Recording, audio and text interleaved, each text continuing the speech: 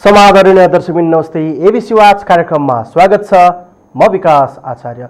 दशमलव केही दिन यतादेखिको तथ्याङ्क हेर्ने हो भने कोभिड-19 को सन्तास यति विघ्न रूपमा फैलिएको छ कि समुदाय स्तरमा तै पनि भयावह रूप भएको अनुभव तथ्याङ्कले देखाएको छ। असलमै कोरोना संक्रमणको अहिलेको अवस्था के हो? जनस्वास्थ्य विज्ञ चिकित्सकले भने जस्तै विकराल अवस्था आउँदै गएको हो त। नेपालमा गरिएका प्रयास यतिका मात्रामा भए तापनि किन प्रयासका बावजुद पनि त्यसका प्रतिफलहरू आउन सकिरहेका छैनन्? अधिकांश क्षेत्र अहिले सबैभन्दा बढी जनघनत्व बढी भएको क्षेत्र, अलिकति मानिसको चहल पहल भएको क्षेत्र, अधिकांश क्षेत्र संक्रमितले भरिपूर्ण भएको आभास अहिलेको नतिजाले देखाएको छ। हिजो मात्रैको तथ्याङ्क हेर्ने हो भने नेपालमा सबैभन्दा बढी लगभग 4300 को हाराहारीमा कोरोना संक्रमित देखिएको छ। आज केही मात्रामा घट्यो, तर पनि यो घट्नुको पछाडि के छ त? पीसीआर जुन हामीले जति मात्रामा गरिनु पर्थ्यो त्यो मात्रामा पीसीआर नगरेर घटिएको हो वा असलमै संक्रमणको जोखिम अब घट्दै गएको? यो विषयमा पनि आज छलफल गर्नेवाला छु। जनस्वास्थ्यको मापदण्ड नागरिकले पटक्कै अंगीकार नगरेको खबर हामीलाई चौतर्फीबाट आइरहेको छ। असलमै हामी नागरिकहरूले पनि जनस्वास्थ्यको मापदण्ड कडाइका साथ पालना नगर्दाखेरि संक्रमण बढेको विज्ञहरूले बताउँदै आएका छन्। आखिर नागरिकले जनस्वास्थ्यको मापदण्ड कडाइका साथ किन पालना गर्ने? यिनै विषयमा आज रुमलिनेछु। हामीसँग हुनुहुन्छ आज छलफलको लागि भर्चुअल संवाद मार्फत जनस्वास्थ्य विज्ञ, स्वास्थ्य तथा जनसङ्ख्या मन्त्रालयका डाक्टर सुरेश तिवारी। सुरेशजी, स्वागत छ कार्यक्रम एबीसी वाचमा। धन्यवाद। यहाँ मार्फत सबै दर्शकहरूलाई मेरो नमस्ते छ।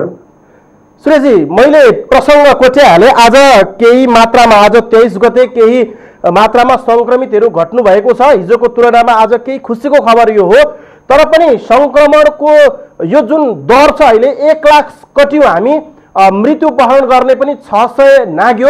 यो पेरिफेरलाई हेर्दाखेरि संक्रमणको अवस्था के छ अलिकति बताइदिनुहोस्। आज संवाद यादेखि सुरु गरौँ। आजसम्मको धन्यवाद। आजसम्मको तथ्याङ्कलाई विश्लेषण गर्दाखेरि संक्रमण दर क्रमशः बढ्दै गएको छ र हामी 1,06,000 को हाराहारीमा जम्मा संक्रमित को संख्या नेपालमा पुग्न गएको छ र त्यसमा 27,053 जना अहिले पनि सक्रिय रूपमा संक्रमित हुनुहुन्छ, घरमा हुनुहुन्छ, अस्पतालहरूमा हुनुहुन्छ, आइसियुमा हुनुहुन्छ, भेन्टिलेटरमा हुनुहुन्छ उहाँहरू।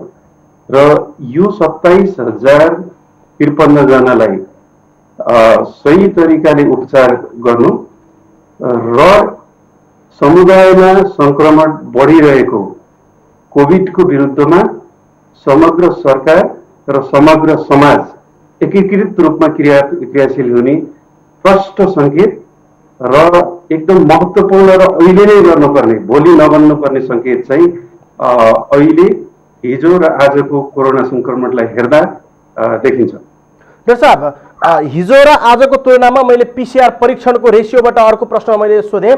हिजोको तुलनामा आज लगभग आधा त नभनौँ, लगभग 40% जुन पीसीआर हाम्रो रेट छ त्यो घटेको छ। त्यो हिसाबमा संक्रमित पनि केही मात्रामा घट्नु भएको छ। यो सिनारियो हेर्दाखेरि जति मात्रामा कोरोना संक्रमण हुने दर छ त्यो घटेको देखिए तापनि पीसीआर परीक्षण कम हुँदाखेरि अहिले नतिजा कम आएको हो, यो भन्न सक्ने अवस्था हो अहिलेको ठ्याक्कै वास्तविक अवस्था हेर्दाखेरि? यसलाई अब यसै भन्नुपर्छ, खास गरी हिजो 4300 पुग्यो, आज चाहिँ 2000 को हाराहारीमा छ र यो सङ्ख्यामा भन्दा पनि यसको मेसेज के हो त भन्ने कुरा चाहिँ महत्त्वपूर्ण छ है। र हामीले पीसीआर परीक्षण गरिसकेपछि त्यो पोजिटिभ आउने रेसियो जुन हुन्छ त्यो कति छ त्यसलाई चाहिँ साँघुरो बनाउँदै, त्यसलाई चाहिँ कम गराउँदै ल्याउनु भनेको कोभिड विरुद्धको लडाईँ जित्नुको एउटा धेरै इन्डिकेटर मध्ये एउटा इन्डिकेटर हो।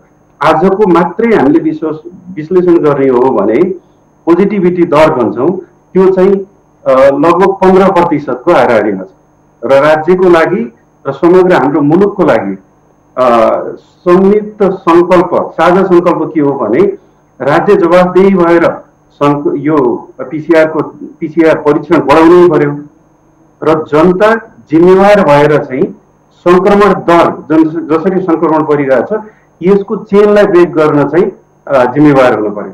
र फेरि पनि मैले यहाँलाई भने कि अहिले जुन पोजिटिभिटी रेट 15% देखिएको छ र विगत 1 महिनाको हेर्दा त यो 15 छैन, यो कमै छ, तर पछिल्लो समय बढ्दै गइरहेको हुँदा यो पोजिटिभिटी रेटलाई घटाएर हामीले 5% भन्दा तल पुर्याउनु भनेको कोरोना विरुद्धको लडाईँमा विजय उन्मुख हुने संकेत गर्छ भन्ने मेरो बुझाइ र विश्लेषण छ। डाक्टर साहब, हाम्रो पनि बुझाइ, हामीले पनि चाहेको चाहिँ यो संक्रमण हुने दर घटोस् भन्ने नै हो। आजको दिनमा हेऱ्यो भने 15.50 रहेको छ, हिजोको तुलनामा आज निकै मात्रामा घटेको छ। मैले एउटा सानो उदाहरण दिएँ, हुन चाहिँ तपाईँले अहिले भन्नुभएको 15.50 भनेको उपत्यकाको हकमा त्यो नै लागू नहोला, यो ओभरअल मुलुकभरिकै यो संक्रमण दर हो।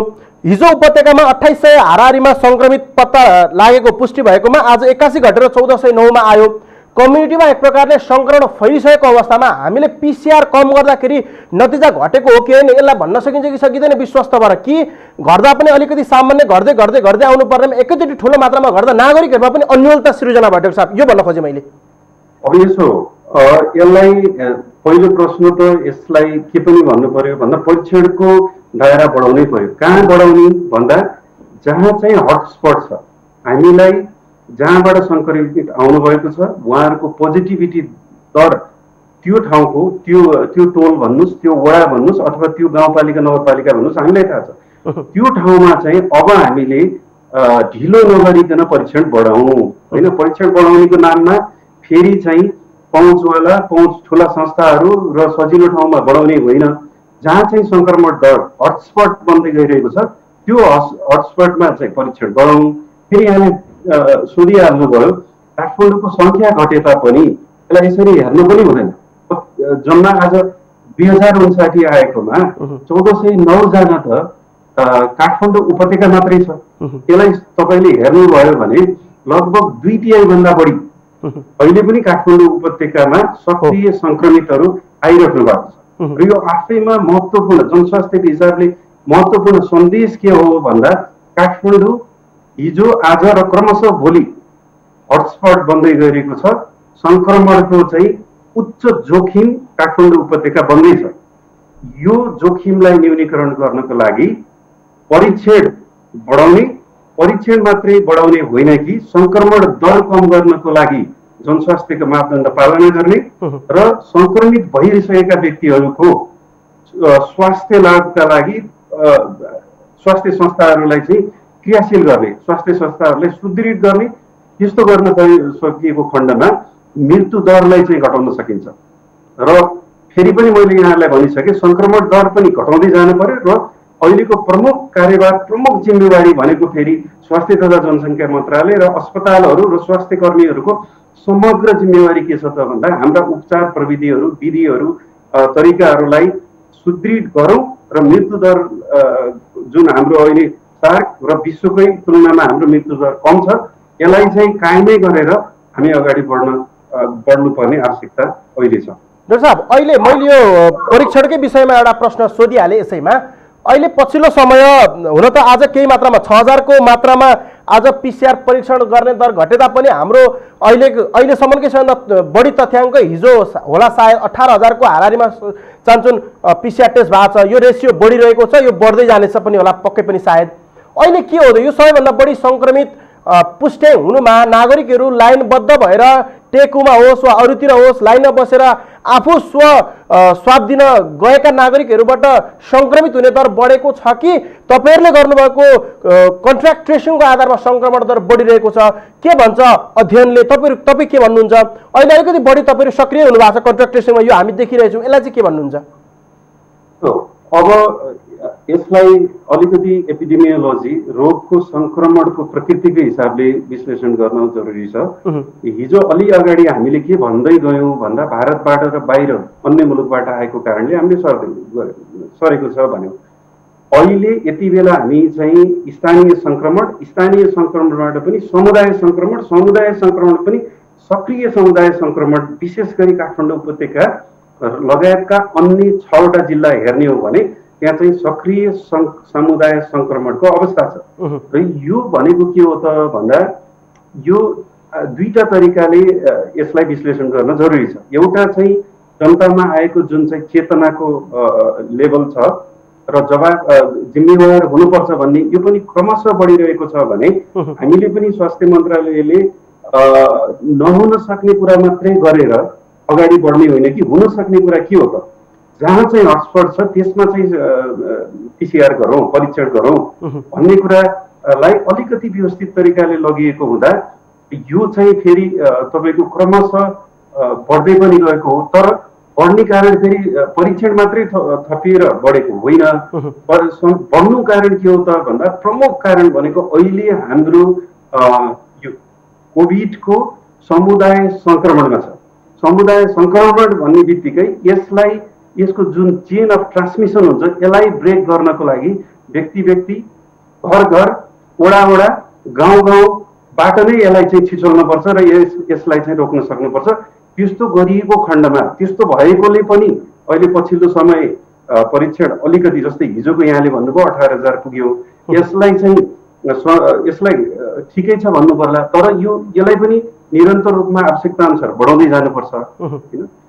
साथसाथै हामीले चाहिँ जनस्वास्थ्यको मापदण्ड पूर्ण रूपमा पालना गर्न सक्यौं भने यो संक्रमण भनेको वास्तवमा श्वास प्रश्वासबाट, छिट्टाबाट सर्ने सम्पर्क, एउटा व्यक्ति र अर्को व्यक्तिबाट सम्पर्कबाट सर्ने हो भने एउटै ठुलो औषधि भनेको हामीले यो समुदाय संक्रमण घर घरबाट नै हामीले योबाट बच्ने उपायहरू जुन छ, नेपालले सुरुवात गरेको जुन एसएमएस पद्धति छ त्यसलाई पूर्ण रूपमा लागू गर्नुपर्छ।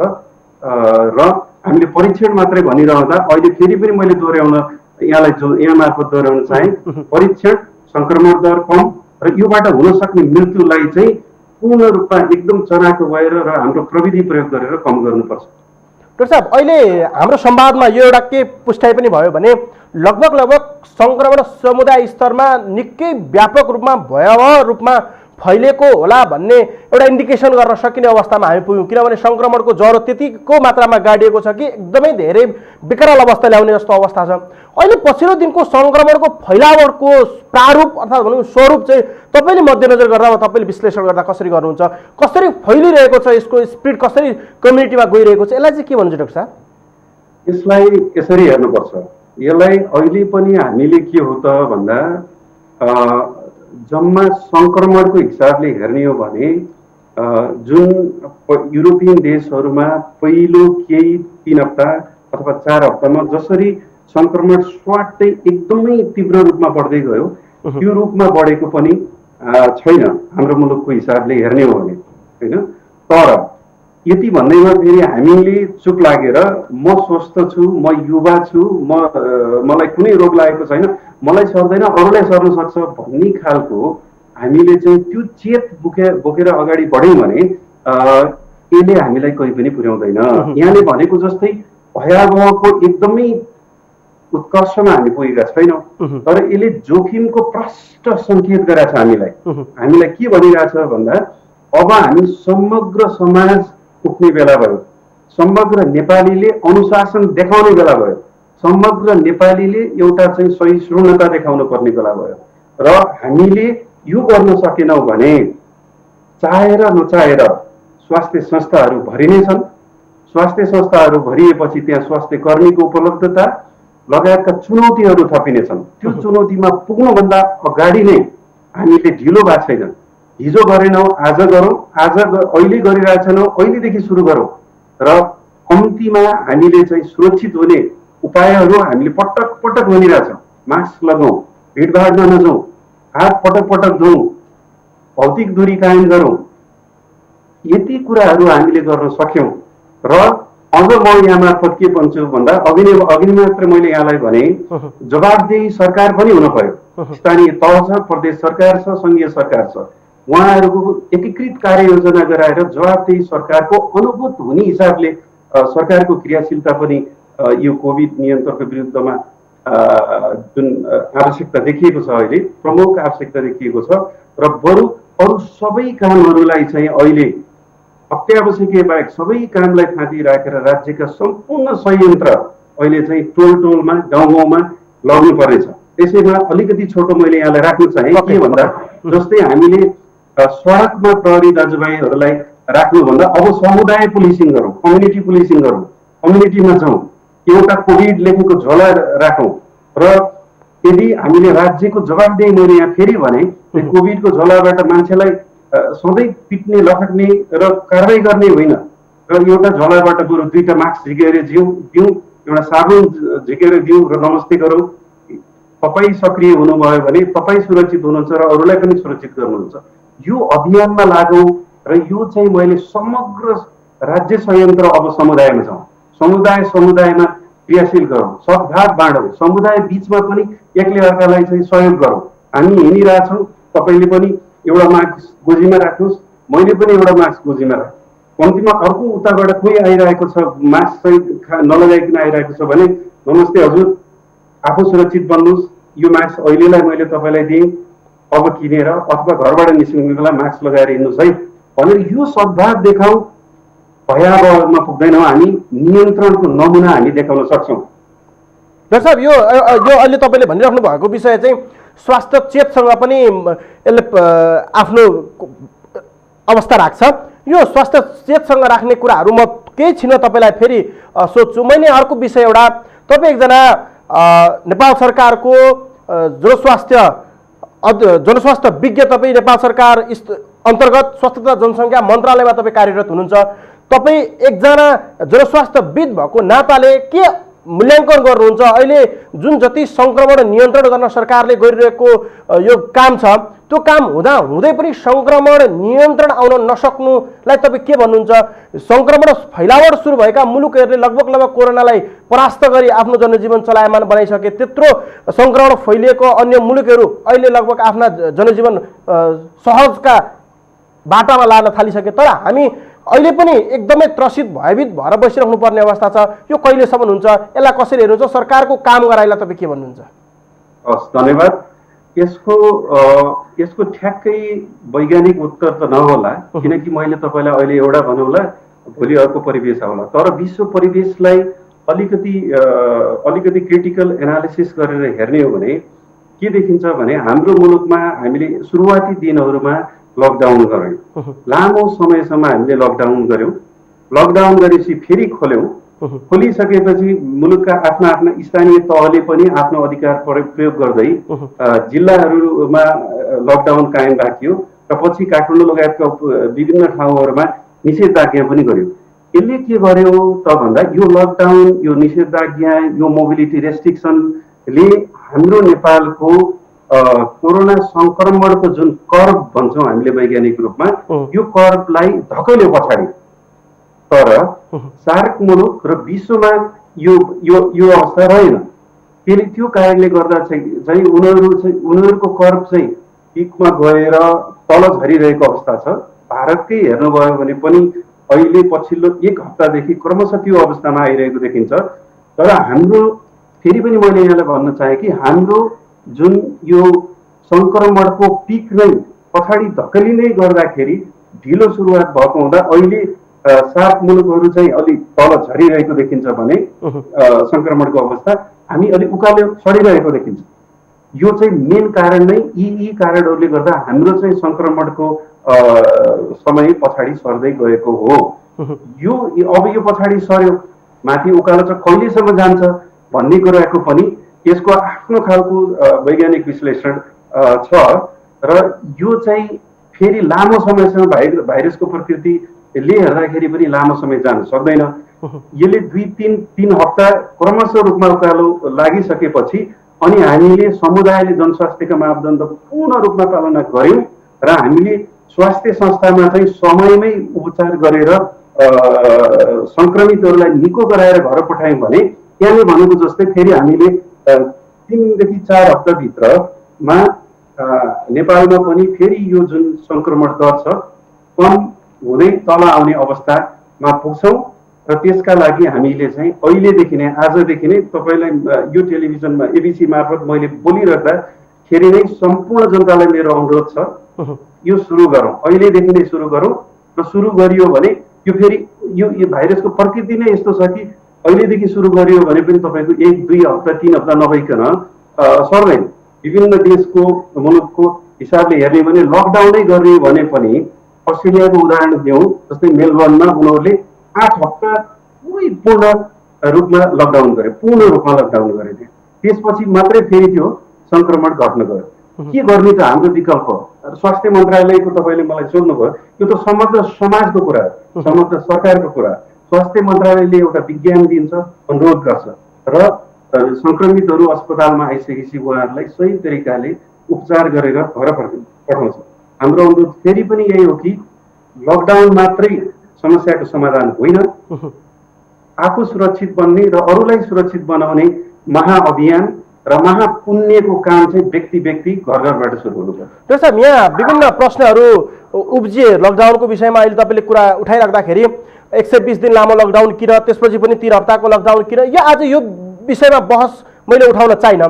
तर एउटा कुरा चाहिँ के हो त भन्दा विश्वको सबै मुलुकको तुलनामा सबैभन्दा बढी लकडाउन गर्ने मुलुक सायद नेपाल पर्छ होला, यो लकडाउनको क्यालकुलेसन गर्ने भने। तर त्यसमा नेपालले अपेक्षित नतिजा हासिल गर्न सकेन जुन तरिकाले हासिल गर्नु पर्थ्यो। अन्य मुलुकमा केही हप्ता केही महिना लकडाउन गर्दाखेरि अपेक्षित नतिजा हासिल गरेका छन् भने हाम्रो नतिजा किन आएन? हाम्रो नेपालमा किन यसको नतिजा आएन? किन यसले यो संक्रमण नियन्त्रण गर्न लकडाउनको त्यति ठुलो प्रभावकारी भूमिका खेल्ने भए तापनि त्यसले नतिजा दिन सकेन भन्ने एउटा प्रश्न चाहिँ आम नागरिकमा खड्केको विषय चाहिँ रहन्छ फेरि।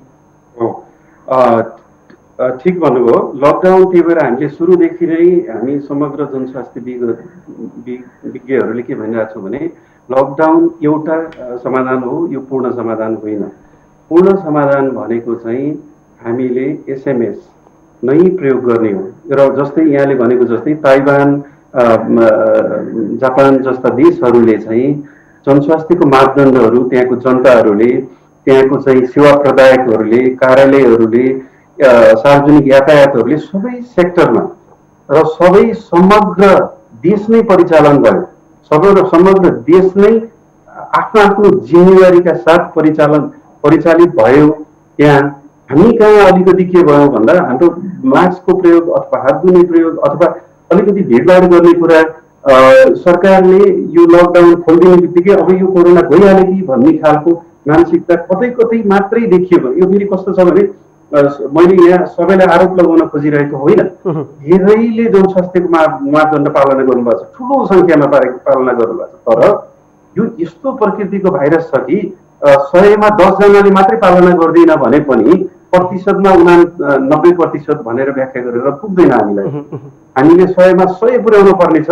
हामी नेपालीहरू चाहिँ 100% नेपाली अनुशासित छन् भन्ने उदाहरण दिन सकियो भने अनि बल्ल हामी चाहिँ अगाडि बढ्छौँ। हामी चुकेका भनेर कहीँ पनि त्यस्तो एकदमै चुकेको अवस्थातिर अहिले नजाउँ होइन।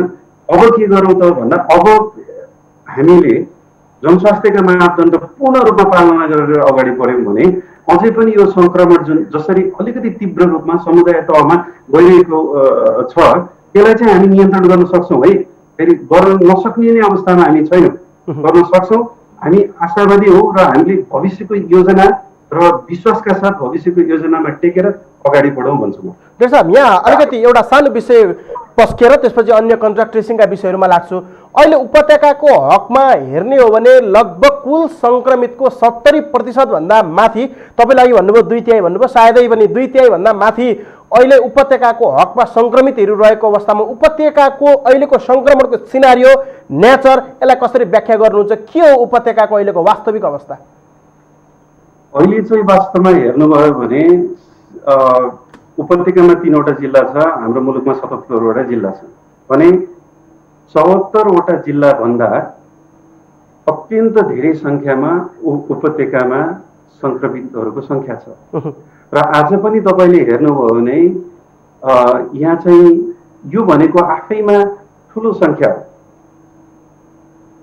यो सङ्ख्यालाई चाहिँ अझ यो पनि अझ ध्यान दिनुपर्ने के छ भन्दा काठमाडौँ लगायतका उपत्यकाहरूमा ठुलो सङ्ख्यामा घर भाडामा बस्ने व्यक्तिहरू हुनुहुन्छ र त्यहाँ पूर्ण रूपमा जनस्वास्थ्यको मापदण्ड पालना गर्न चाहँदै पनि कहीँ न कहीँ चुक्ने आधारहरू देखिन्छ हामीले जनस्वास्थ्यको दृष्टिकोणबाट हेर्ने हो भने। जस्तै तपाईँले शौचालय प्रयोग गर्ने बेला होला, ढोका खोल्दाखेरि ह्यान्डल प्रयोग गर्दाखेरि साझा प्रयोग भइरहेको छ होइन। यो विभिन्न कुराहरू चाहिँ अलि जटिल देखिन्छ। यो काठमाडौँ उपत्यका जुन हाम्रो ठुलो सहर हो नेपालको, त्यो चाहिँ जटिल देखिन्छ। त्यसले गर्दा हामीले के भनिरहेछौँ भन्दा यहाँ चाहिँ आइसोलेसन सेन्टरमा राख्नु पर्यो। पहालमा बसिरहेका जुन व्यक्तिहरू हुनुहुन्छ, सङ्क्रमितहरू हुनुहुन्छ, उहाँहरूलाई चाहिँ हामीले आइसोलेसन सेन्टरमा, जहाँ चाहिँ अक्सिजन छ, स्वास्थ्य कर्मी हुनुहुन्छ, उहाँहरूको स्वास्थ्य कर्मीको निगरानीमा आइसोलेसन सेन्टरमा राख्न ढिलो गर्नु भएन। त्यस्तो गरियो भने चाहिँ उहाँहरूलाई चाहिँ आइसियु र भेन्टिलेटरमा पुर्याउनु पर्दैन र उहाँहरूलाई समयमै छिटो समयमै उपचार गरेर घर फर्काउन सकिन्छ भन्ने हो।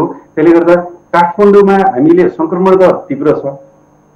काठमाडौँ घर भएका व्यक्तिहरू चाहिँ होम आइसोलेसनमा आफू सुरक्षित बन्न सक्नुहुन्छ, वातावरण छ घरमा, त्यो गर्दा उपयुक्त हुन्छ।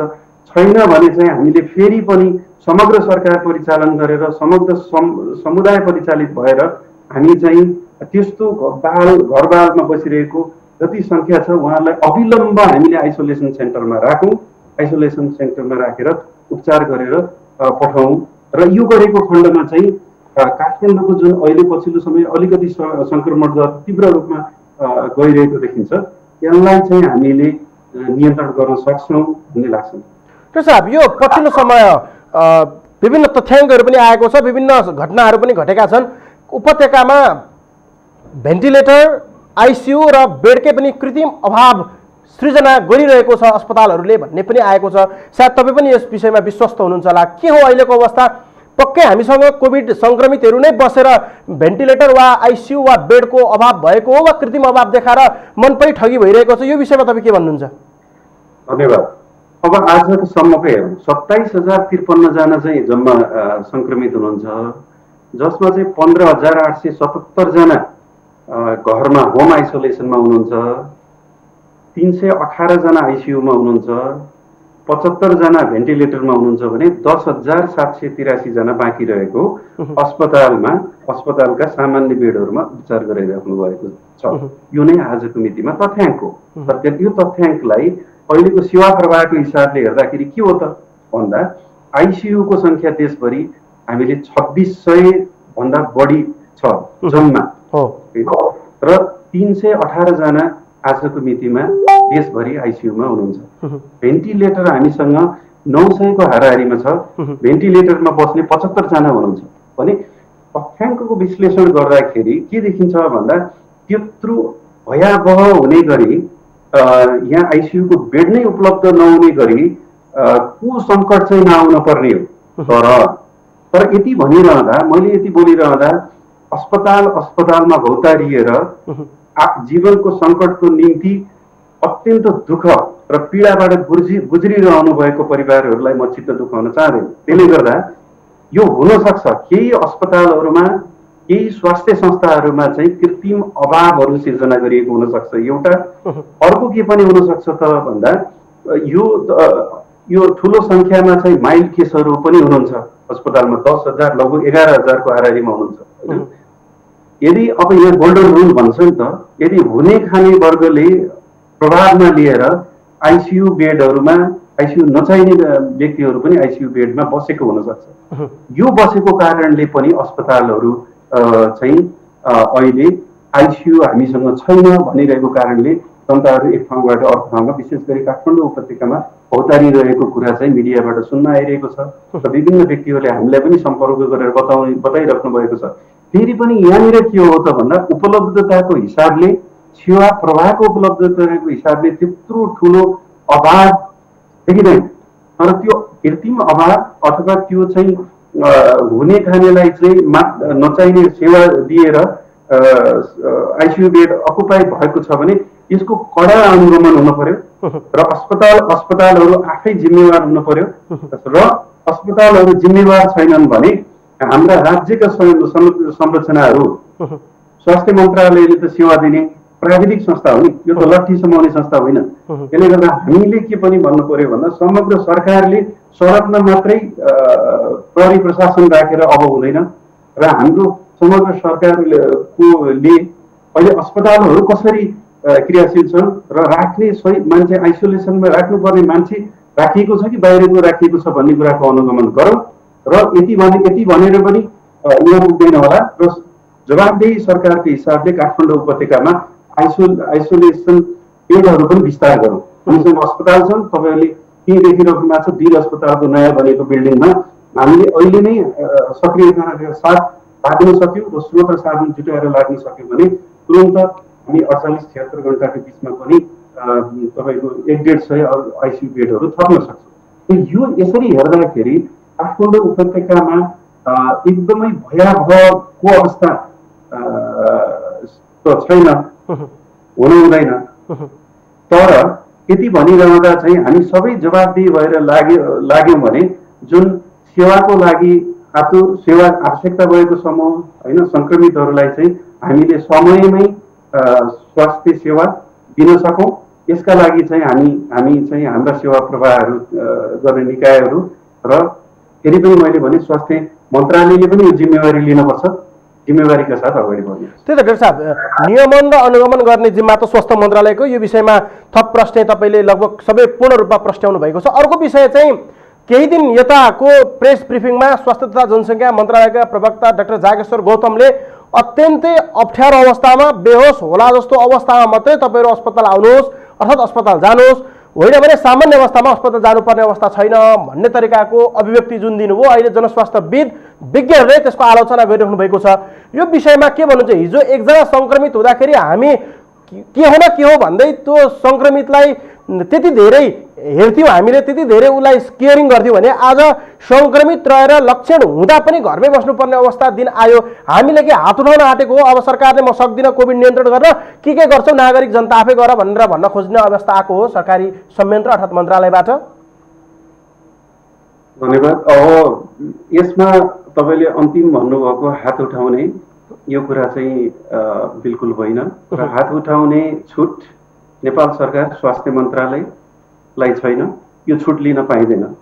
यो फेरि पनि मैले पटक पटक जवाबदेहिताको कुरा एबिसी टेलिभिजन मार्फत भन्दैछु।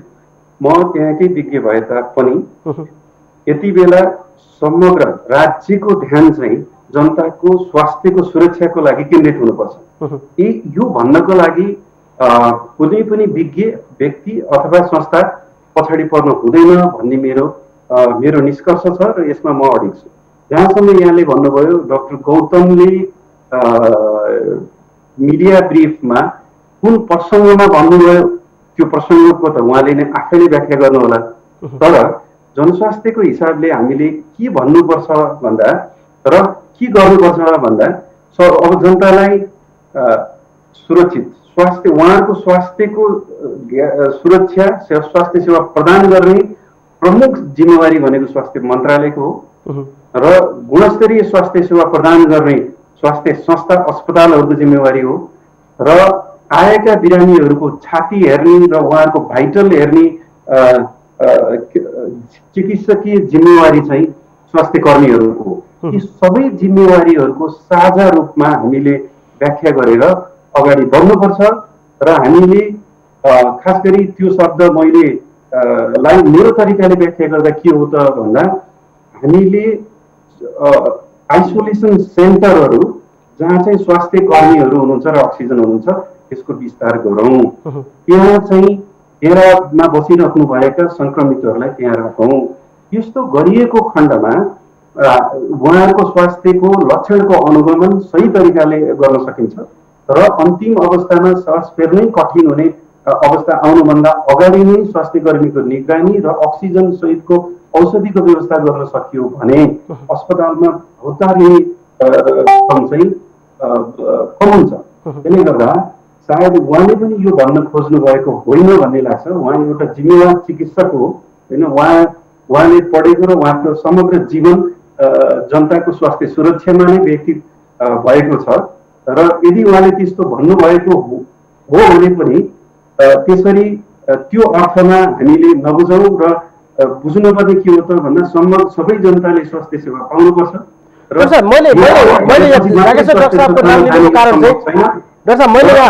आइसोलेसन सेन्टरबाट उपचार गरौँ र यसको व्यवस्था गरौँ भन्ने नै मेरो भनाइ हो। डाक्टर जागेश्वर गौतमको नाम लिनुको कारण चाहिँ उहाँ एकजना मिडियामा अर्थात् भनौँ स्वास्थ्य मन्त्रालयको नियमित प्रेस ब्रिफिङमा आइराख्ने हुँदाखेरि उहाँको मुखारबिन्दुबाट आइसकेको हुँदाखेरि मैले उहाँको नाम लिएँ। तर यहाँ कुरा जागेश्वर गौतमले भन्नुभयो भन्दा पनि हाम्रो प्रवृत्ति र हाम्रो संस्कारको पनि रहन्छ। स्वास्थ्य मन्त्रालयले अब अत्यन्तै जटिल अवस्था नहुन्जेलसम्म अस्पताल नआउनु भनेर उर्दी जारी गरिराख्दाखेरि समग्र नागरिकको स्वास्थ्यप्रतिको हेर्ने दृष्टिकोणमाथि कस्तो फरक पर्दो रहेछ भन्ने कुरा चाहिँ एउटा आंकलन गर्न सकिने अवस्था चाहिँ देखियो। त्यो भन्न खोजे यो अनुमान अर्थात् यो अनुभव गरिरहेछन् जना स्वास्थ्यविदहरूले, अन्यले यो अहिले हामीले जारी गरिरहेको अर्थात् हामीले बोलिरहेको सन्दर्भको कुरा गर्ने हो भने यसमा ठ्याक्कै भनौँ यो स्वास्थ्य मन्त्रालयले आधिकारिक रूपमा यसरी भनेको छैन र यो भन्नु पनि हुँदैन। नीतिगत रूपमा एउटा नीति बनाउने संस्थाले चाहिँ नीति लेख्न पर्यो र जनतालाई त्यो नीति अनुसार चाहिँ हाम्रो नीति, हाम्रो निर्देशिका, हाम्रो आह्वान कार्यान्वयन गर्नुहोस् भन्नु पर्यो होइन। र फेरि पनि एउटा जनस्वास्थ्य विज्ञको हिसाबले म तपाईँलाई के भन्न चाहन्छु भन्दा अन्तिम अवस्था नआइकन तपाईँहरू नआउनुहोस् भन्ने कुराको जनस्वास्थ्यको सन्देश यो चाहिँ उपयुक्त छैन। त्यो नीति नबनाऊ, यो बनेको छैन र यो बन्दैन, यो कार्यान्वयन गर्नु पनि हुँदैन। किनकि कति बेला चाहिँ अन्तिम अवस्थामा गइन्छ त्यो जनताले थाहा पाउने भयो त हामी चिकित्सक किन हुनु पर्यो, हामी नर्स किन हुनु पर्यो, हामी चाहिँ प्यारामेडिक किन हुनु पर्यो, स्वास्थ्य कर्मी किन हुनु पर्यो। यसले गर्दा हामीलाई त्यो छुट छैन। फेरि पनि अन्तिम अवस्था के हो एउटा सामान्य जनताले बुझ्न सक्नुहुन्न। त्यो भएर मैले तपाईँको टेलिभिजन एबिसी टेलिभिजन मार्फत के भने भन्दा काठमाडौँ उपत्यका र देशैभरि पनि डेरामा बसिराख्नु भएको र सुरक्षित आवास नभएका संक्रमितहरूको लागि चाहिँ आइसोलेसन सेन्टर बनाउनुपर्छ र त्यहाँ चाहिँ स्वास्थ्य कर्मीको निगरानीमा हामीले सेवा दिनुपर्छ। यहाँबाट पनि खराब अवस्था आयो भने त्यहाँ चाहिँ हाम्रा कोभिड अस्पतालहरू, डेडिकेटेड अस्पतालहरू छन् र ती कोभिड अस्पतालहरूमा उपचार गर्नुपर्छ र यो विधिबाट बाहिर जाने छुट स्वास्थ्य मन्त्रालयलाई छैन। मेरो यही नै बुझाइ हो, यहाँ मार्फत यही नै भन्न चाहन्छु। डाक्टर साहब, नागरिकले पनि अत्यन्तै सही राख्नु भएको अवस्था हामीले प्रत्याभूत गरिरहेका छौँ, महसुस गरिरहेका छौँ। किनभने होम आइसोलेसनमा बसेर संक्रमणको डर हुँदाहुँदै यतिका विघ्न नागरिकहरूको मृत्यु भइराख्दा पनि उहाँहरूले अत्यन्तै संयमित भएर घरमा होम आइसोलेसन गरेर बस्नुभएका नागरिकहरू पनि हुनुहुन्छ। उहाँहरूको यो अत्यन्तै ठुलो राज्यप्रतिको सहयोग नै मान्छु म। यो अवस्था छ भने अर्कोतर्फ संक्रमणको जोखिम भयो भनेको लगभग 26,000 भन्दा बढी सक्रिय संक्रमित रहेको अवस्थामा अब राज्यले पनि अत्यन्तै सिरियसली नलिने हो भने अझ भयावह हुन सक्ने अवस्था चाहिँ फेरि पक्कै पनि हो नि यो विषय त होइन? हो, यसमा चाहिँ दुईटै पक्षको मैले अहिले के देखिरहेको छु भन्दा एउटा सिक्कालाई तपाईँले हेर्नुभयो भने एउटा सिक्का चाहिँ स्वास्थ्य तथा जनसङ्ख्या मन्त्रालय योसँग क्रियाशील अस्पताल स्वास्थ्य कर्मीहरू हुनुहुन्छ भने अर्को सिक्का चाहिँ समग्र समाज, संक्रमित जनता सबै हुनुहुन्छ।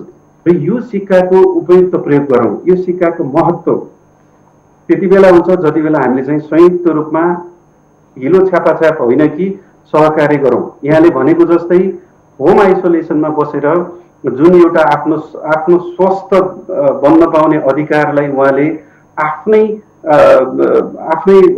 इनिसिएसनमा आफ्नै मिहिनेतमा गरिराख्नु भएको छ। यो सबैभन्दा उत्तम र महान देखिन्छ। यसका लागि म चाहिँ विशेष धन्यवाद दिन चाहन्छु। र फेरि पनि यसलाई जनस्वास्थ्यको हिसाबले, चिकित्सकीय हिसाबले हेर्ने हो भने सबै जनताहरू चाहिँ अस्पताल आउनु पर्दैन, लक्षणविहीन भएका अस्पताल आउनु पर्दैन र केही सामान्य लक्षण भएको पनि यदि सुरक्षित आइसोलेसनमा घरमै बस्न सकिन्छ भने एउटा स्वास्थ्य कर्मीको निगरानीमा घरमै पनि बस्न सकिन्छ भन्ने कुरालाई चाहिँ मैले यहाँ मार्फत राख्न चाहे। तर फेरि असुरक्षित हुनुहुन्छ र बसोबास पनि असुरक्षित छ भने तपाईँहरू घरमै बस्नुहोस् भन्न चाहिँ हामीले मिल्दैन। उहाँहरूलाई चाहिँ हामीले असुरक्षित छ, म सुरक्षित हुन गर्न सक्दैन भने अस्पताल र घरको बिचमा एउटा संरचना ल्याउन पर्यो। त्यो भनेको आइसोलेसन सेन्टर हो। मैले 3 पटक यहाँ मार्फत जोडाएँ। त्यस्तो गर्न सकियो भने चाहिँ हामीले आइसियुमा र भेन्टिलेटरमा पुग्ने सङ्ख्या ठुलो सङ्ख्यामा कम गर्छौँ र अहिलेको यो बिचमा जुन एउटा अप्ठ्यारै अवस्थामा पुग्छ कि होइन र मृत्युवरणको अवस्थामा पुगिन्छ कि अनि जुन खालको एउटा त्रास, एउटा चाहिँ तपाईँको चेतना नै भनौँ न, त्रास भन्दा पनि यो चेतना चाहिँ आफैमा चाहिँ एकदमै महत्त्वपूर्ण छ र यो चेतनालाई चाहिँ हामीले संयुक्त रूपमा मिलेर अगाडि बढ्यौँ भने हामी चाहिँ मेरो विचारमा काठमाडौँको जुन यहाँले कुरा उठाउनुभयो सुरुवात पहिला काठमाडौँको हकमा चाहिँ बिस्तारै नियन्त्रणको दिशामा पाउन सक्छौँ। डाक्टर साहब, अब अर्को महत्त्वपूर्ण एउटा विषय कन्ट्र्याक्ट ट्रेसिङ हामीले जुन हिसाबमा गर्न सक्नु पर्थ्यो त्यो हिसाबमा भएन। पछिल्लो तथ्याङ्क एउटा हेर्ने हो भने अहिलेसम्मको अवस्थामा तथ्याङ्क हेर्ने हो भने करिब 1 जना बराबर 2 जनाको पनि कन्ट्र्याक्ट ट्रेसिङ प्रभावकारी रूपमा हुन सकेको छैन। यो त अत्यन्तै गम्भीर यो एउटा त्रुटि भनौँ वा हेलचेक्रे भनौँ, यसलाई के भनेर व्याख्या गरौँ मसँग अहिले शब्द भएन। यसलाई कसरी हेर्ने, हामीले कन्ट्र्याक्ट ट्रेसिङ गर्न नसक्नुको कारण के हो, कन्ट्र्याक्ट ट्रेसिङ नगर्दाखेरि समुदायमा कति सङ्क्रमित छन् भनेर पत्ता लगाउन सक्ने नै भएन। यो हिसाबमा अझ बढी भयावह हुन सक्ने सम्भावना रहेको रहेन समुदाय स्तरमा। ठिक भन्नुभयो। कन्ट्र्याक्ट ट्रेसिङ चाहिँ कोभिड विरुद्धको लडाइँको धेरै उपायमध्ये एउटा महत्त्वपूर्ण उपाय हो। कन्ट्र्याक्ट ट्रेसिङ गर्न सकियो भने पहिलो कुरा त हामीले लक्षण कसैको देखियो, लक्षण देखिने बित्तिकै आफूलाई चाहिँ क्वारेन्टाइनमा राख्नु पर्यो, घरमै राख्नु पर्यो, घरका अरू व्यक्तिलाई पनि छुट्टिएर बस्नु पर्यो र त्यसपछि अलिकति आफूलाई अहिले हामीले पटक पटक मिडियाबाट भनेका लक्षणहरू देखिसकेपछि परीक्षण गर्नु पर्यो। यो परीक्षण गरिसकेपछि एउटा व्यक्तिको अहिले तपाईँले हेर्नुभयो भने समुदाय सङ्क्रमणमा गइसकेको छ काठमाडौँको उपत्यकामा, उहाँले कहाँबाट ल्याउनु भयो भन्ने कुरा चाहिँ अलि जटिल, एकदमै सूक्ष्म एपिडेमियोलोजिकल टुलहरू प्रयोग गरेर भने त कहाँबाट ल्याउनु भयो भन्ने पनि हामी ट्रेस गर्न सक्छौँ होइन।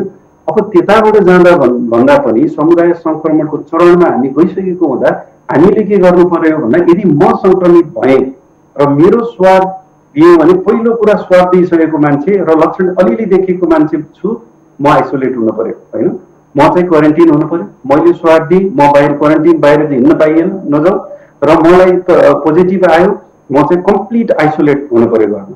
र त्यसपछि चाहिँ मेरो जिम्मेवारी के भन्छ, एउटा सभ्य सुसंस्कृत र जिम्मेवार नागरिकको कर्तव्य के भन्छ भन्दा मैले कतिलाई भेटेँ त, जस्तै म कुनै कार्यालयमा गएँ, कहीँ भेटघाटमा गएँ भने सबैलाई हामीले बताइदिनु पर्यो। हामीले यत्रो सोसल मिडिया छ, आज मिडियाले पनि 24 घण्टा खबरदारी गरिरहेको अवस्था छ, सबै ठाउँबाट आफ्नो सूचना दिउँ, सूचना नलगाउँ। यसलाई यो सूचना दिएको खण्डमा हामीले अहिलेको के हो त भन्दा जसलाई भेट्यो उहाँहरूलाई क्वारेन्टाइन बस्नुहुन्छ, अनि 5 दिन जति उहाँले अब्जर्भ गरेर उहाँको टेस्ट गर्न सकियो भने यो हजुरले भनेको जुन कन्ट्र्याक्ट ट्रेसिङ छ अहिले चाहिँ कहाँबाट आयो भन्दा पनि अब चाहिँ सर्न नदिने कन्ट्र्याक्टलाई रोक्न पनि फरवर्ड कन्ट्र्याक्ट ट्रेसिङ गर्नुपर्ने छ हामीले होइन। फरवर्ड कन्ट्र्याक्ट ट्रेसिङ भने मैले योलाई चाहिँ सही तरिकाले व्यवस्थित गर्न सक्नुपर्छ र यसका लागि पहिलो र महत्त्वपूर्ण स्रोत भनेको अघि नै मैले दिइरहेको एक्जाम्पलमा म हो। मैले त्यो गर्न सकेँ भने कतिजनालाई भेटेँ त्यो दिन सकेँ र भेटेका मान्छेहरूले पनि ल मैले फलानालाई भेटेँ भन्ने कुरा बुझेर क्वारेन्टाइन गरेर आफ्नो चाहिँ परीक्षण गर्ने कुरामा क्रियाशीलता गराउनु भयो, टोललाई सूचना दिनुभयो, टोल सुधार समितिलाई, टोललाई होइन, अब स्वास्थ्य संस्थाहरूमा स्वास्थ्य मन्त्रालयको हन्टिङ लाइनहरूमा यो सबैमा सूचना दिने कुराहरू चाहिँ गरौँ। यो गरिएको खण्डमा चाहिँ अबको यो फरवर्ड कन्ट्र्याक्ट ट्रेसिङलाई हामीले व्यवस्थित गर्न सक्यौँ भने सङ्क्रमणलाई चाहिँ हामी काबुमा लिन सक्छौँ भन्ने लाग्छ। डाक्टर साहब, जनस्वास्थ्यको मापदण्ड नागरिकले पटक्कै अङ्गीकार नगरेको विषय सामाजिक सञ्जालदेखि लिएर हामी विभिन्न क्षेत्रमा हामी यात्रा गऱ्यौँ वा हिँड्यौँ वा हामीले अध्ययन गऱ्यौँ भने त्यो देखिन्छ। अहिले पनि उपत्यकै कुरा गर्छु म, उपत्यकाबाट अहिले केही समय अगाडिसम्म वा अहिले पनि हामी निक्ल्यौँ भने केही अगाडिकै दूरीसम्ममा अत्यन्तै भिडभाड, सब्जी पसलदेखि लिएर किराना पसलदेखि लिएर पसलहरू सबै भिडभाड हुने अवस्था छ भनेपछि त्यहाँ जनस्वास्थ्यको मापदण्ड पटक्कै अङ्गीकार नगरेको विषय छ्यापछ्याप्ती आइरहेको छ। जनस्वास्थ्यको मापदण्ड अङ्गीकार गर्न कति आवश्यक भन्ने कुरा हामीले अगाडि पनि धेरै छलफल गऱ्यौँ। हामीले किन नागरिकलाई सचेत गराउन सकेनौँ, उहाँहरूलाई सूचित गराउन सकेनौँ, उहाँहरूलाई स्वास्थ्य चेत विकास गर्न सकेनौँ, जसको कारणले गर्दा उहाँहरू जनस्वास्थ्यको मापदण्ड अवलम्बन गर्न तयार भइराख्नु भएको छैन। किन डाक्टर साहब? धन्यवाद। फेरि पनि म यो प्रश्नको हरेक व्यक्तिले यो बुझ्न जरुरी छ कि कोभिड सबैलाई सर्न सक्छ, चाहे त्यो बच्चा होस्, चाहे वयस्क होस्, चाहे वृद्ध होस्, चाहे हिमालको होस्, पहाडको होस्, तराईको होस्, सबैलाई सर्न सक्छ। र आज हेर्नुभयो भने सेवामा कार्यरतहरूको सङ्ख्या हजारौँको सङ्ख्यामा आज हामी 1 लाख नाग्यौँ। 1 लाख नाग्ने कुरामा लगभग 1/4 भन्दा बढी त सेवा दिने क्रममा जनतालाई सेवा दिन लागिरहेका स्वास्थ्य कर्मीहरू, प्रहरी दाजुभाइहरू र अन्य ब्याङ्क, वित्तीय संस्था, मिडिया, यो सेक्टर चाहिँ प्रभावित छ होइन। किन प्रभावित छ त भन्दा कतिपय कुराहरू हामीले एकदमै सचेत भएर मास्क लगाइरहेछौँ, हात धोइरहेछौँ होइन, अनि त्यसपछि आएर हामीले भौतिक दूरी पनि कायम गरिरहेछौँ। त्यति हुँदा हुँदै पनि सरिरहेछ। किन सरिरहेछ त भन्दा एउटा अर्को हाम्रो चलन के छ भने सबै त गर्ने तर सर्फेसहरूमा छुने अनि छोइसकेपछि विभिन्न जस्तै मुखमा नाकमा आँखामा यो टी एरिया भन्छौँ हामीले, योमा छुने हाम्रो क्रम बढेको हुँदा त्यसले गर्दाखेरि पनि दिनभरि सुरक्षित भयो तर चाहिँ साँझ गएर हामीले नाक कोट्यायौँ होइन। साँझ सुत्ने बेला हामीले हात धोएनौँ र बिहान उठ्ने बित्तिकै कचेरा लगायो, कचेरा आँखाको कचेरा तपाईँको कोट्याउँदाखेरि त्यही पनि सङ्क्रमित विभिन्न यो त त्यसले गर्दा हामीले पटक पटक भनिरहेको छ नि हात धोएनौँ। त्यसले गर्दा यदि हातमा कुनै ठाउँमा हामीले छोयौँ त्यो ठाउँबाट एकछिन कोभिड भाइरस यहाँ बसिरहेको छ भने त्यसलाई हात धुने बित्तिकै त्यसलाई मारिदियो त्यसले। यसको सबै कुराहरू हरेक हिसाबले चाहिँ हामीले यसलाई चाहिँ यसले हामीलाई छल्न सक्छ तर यसलाई त्योबाट हामीले चाहिँ छलिनु हुँदैन भन्ने वेदका साथ हामी अगाडि बढ्यौँ भने हामीले चाहिँ यसको सङ्क्रमणबाट बच्न सक्छौँ। तर अब पछिल्लो समयमा के पनि देखिया छ यहाँले भन्दा मलाई त केही हुँदैन अरूलाई हुन्छ भन्ने एक खालको चाहिँ दम्ब भनौँ, यद्यपि यो नराम्रो शब्द होला, यो दम्बबाट अगाडि नबढौँ। यो सबैलाई हुनसक्छ। यो तपाईँको कारणले तपाईँको दम्बको कारणले तपाईँले सार्नुहुन्छ र घरमा बसिरहेका वृद्ध बुवा आमा हजुरबा हजुरआमाहरू जसले चाहिँ एउटा तपाईँ हाम्रो र छोराछोरीको नाति नातिनाको उज्जवल भविष्य हेर्न खोजिरहेको हुन्छ। तपाईँ हाम्रो लापरवाहीको कारणले त्यो उज्जवल भविष्य हेर्ने हाम्रा हजुरबा हजुरआमा आमा बुवाको भविष्य आमा बुवाको मृत्युवरण हुन सक्छ। त्यसले गर्दा फेरि पनि मैले अनुरोध के गरेँ भन्दा जनस्वास्थ्यको मापदण्ड पूर्ण रूपमा पालना गरौँ। पूर्ण रूपमा पालना गर्नुको छुट छैन र हामीले पटक पटक हात धौँ र हामीले नाक मुख आँखा यो हातहरूले गएर कोट्याउने कुराहरू पनि हाम्रो व्यवहारमै परिवर्तन गरौँ। अब हामीले यो प्रयोग कोट्याउन हुँदैन र कोट्याउनै पर्यो चिलाउनै पर्यो भने हात धोएर एकछिन रोकेर हात धोएर हामीले त्यसलाई प्रयोग गरौँ। हुनेले टिस्यु प्रयोग गरौँ, नहुनेले सफा टालो प्रयोग गरौँ।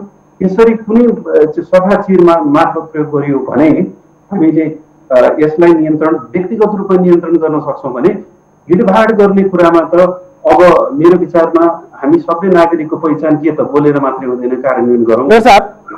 हजुर, लगभग हामी कार्यक्रमको अन्त्यतिर छौँ। अन्तिम प्रश्न मैले तपाईँलाई के राखेँ भने ठुला चाडपर्वहरू सन्निकट छन्, नागरिकहरू दसैँ मान्नको लागि काठमाडौँ उपत्यका छोड्ने क्रम पनि तीव्र छ।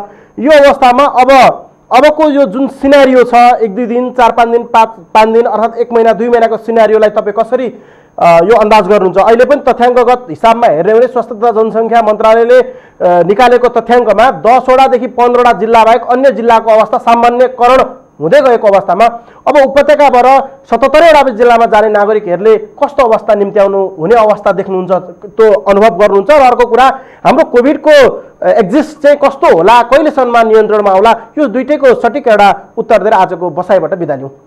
हस्, धन्यवाद। अहिले हामी यहाँबाट काठमाडौँबाट क्रमशः आफ्नो दसैँ चाडबाड मनाउनको लागि बाहिर जाँदैछौँ र बाहिर जाँदाखेरि हामीले फेरि पनि अघि नै भने जस्तै दम्ब नलिउँ र हामीले घरमा गइसकेको घरमा हामीलाई पुरिराख्नु भएको बुवा आमा हजुरबा आफन्तहरू सबैबाट हामी चाहिँ भौतिक दूरीमा रहौँ, मास्क लगाउँ, उहाँहरूसँग कुरा गर्न कम्तीमा हामीले 14 दिन भनेका छौँ। यो 14 दिनको सीमाभित्र हामी बसौँ र यति भन्दैमा हामी नबोल्ने भनेको छ, मास्कको प्रयोग गरौँ, हात धोऊ र हामीले त्यो अनुसारका गतिविधिहरू यदि यी दुईटा चिज प्रयोग गरेर हामीले गऱ्यौँ भने हामीले चाडबाड पनि अनुशासित ढङ्गले मनाउन सक्ने देखिन्छ। र दोस्रो प्रश्न यहाँले भन्नुभयो कोभिडको सङ्क्रमण अहिले अलिकति तीव्र तरिकाले बढिरहेको देखिन्छ र यो तत्काल हामीले लकडाउन गरे पनि निषेधाज्ञा गरे पनि घट्नेवाला छैन। त्यसका लागि हामी सबै अनुशासित भएर जनस्वास्थ्यको मापदण्ड पूर्ण रूपमा पालना गरौँ। यो 3 हप्ता अगाडि छिट्टै एकदमै झरेर हामी चाहिँ अब सुरक्षित छौँ भन्ने ठाउँमा छैनौँ। मिनिमम 3 देखि 4 हप्ता अझै यो सङ्क्रमण वृद्धिकै चरणमा देखिन्छ। तर हामी चाहिँ आत्तिनु पर्दैन, आफ्नो व्यवहारमा सुधार ल्याउँ, बानीमा सुधार ल्याउँ, बोलेर हुँदैन, कार्यान्वयन गरौँ। हामी सबैले कार्यान्वयन गर्ने ठाउँ यो देशको कार्यकारी, यो देशको प्रमुखदेखि किसान, मजदुर, व्यवसायी, व्यापारी, मिडिया, स्वास्थ्यकर्मी सबैले पालना गरौँ हामी चाहिँ सुरक्षित बनाउँ र सुरक्षित तरिकाले हामीले हाम्रो चाडबाड मनाउँ, यही मेरो भनाइ छ। हस् डाक्टर साहब, व्यस्त समय दिनुभयो त्यसका लागि यहाँलाई धेरै धेरै धन्यवाद। हस्, यहाँलाई पनि धेरै धेरै धन्यवाद। नमस्ते। आदरणीय दर्शकबिन, उहाँ हुनुहुन्थ्यो डाक्टर सुरेश तिवारी, स्वास्थ्य तथा जनसङ्ख्या मन्त्रालयका जनस्वास्थ्य विज्ञ। आज डाक्टर तिवारीसँग रहेर अहिलेको कोभिडको अवस्था के हो, नेपालको परिप्रेक्ष्यमा सङ्क्रमणको नेचरलाई कसरी हेर्न वा बुझ्न सकिन्छ, सङ्क्रमणको फैलावट रोक्नको लागि सरकारको तयारी कस्तो रहेको छ, जनस्वास्थ्यको मापदण्ड किन नागरिकले अङ्गीकार गर्न सकिरहेका छैनन्, हामीले स्वास्थ्य तथा जनसङ्ख्या मन्त्रालयबाट नागरिकहरूलाई कतिको सुसूचित बनाउन सक्यौँ, यही लगायतका विषयहरू कोट्याए। पक्कै पनि नागरिकहरूले अनिवार्य रूपमा जनस्वास्थ्यको मापदण्ड कडेका साथ पालना गर्नुपर्ने अवस्था खड्किएको छ, किनभने सङ्क्रमणको दर तीव्र बनेर गइरहेको हुँदा हामी सबैजना सचेत भयौँ भने मात्रै कोभिड परास्त गर्न सक्छौँ, होइन भने अन्य मुलुकको तुलनामा हामी पनि सङ्क्रमणको उच्च जोखिम हुँदै निकै नागरिकले जनधनको क्षति बेहोर्नुपर्ने दिन सन्निकट बन्दैछ। हस्त आदरणीय दर्शकबिन, आजको लागि एबिसी वाच कार्यक्रम सकिन्छ। एबिसी टेलिभिजन हेर्दै गर्नुहोला। नमस्ते।